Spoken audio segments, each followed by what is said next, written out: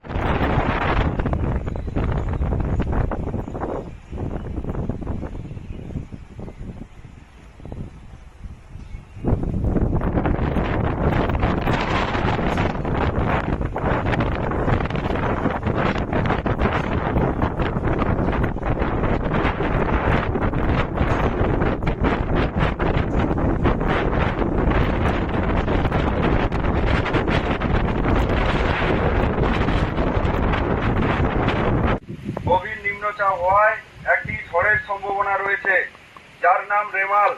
আপনারা সবাই সতর্ক থাকুন। কোনো রকম গুজবে কান দেবেন না।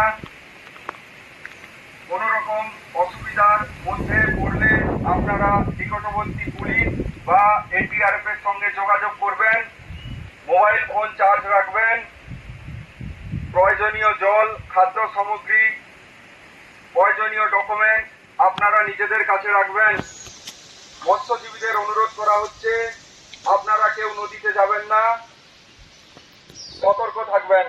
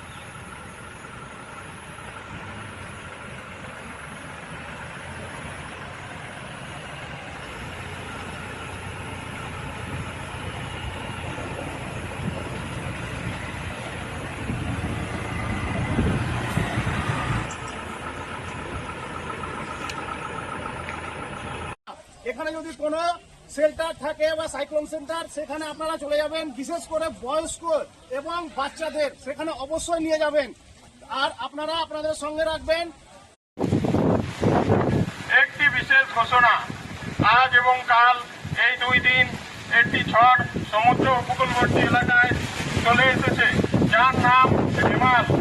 গ্রামবাসীদের জানানো যাচ্ছে যে আপনারা এই 2 দিন সমুদ্রের কাছে যাবেন না এবং সরকারি আশ্রয় কিংবা সাইক্লোন সেন্টারে গিয়ে আশ্রয় গ্রহণ করুন।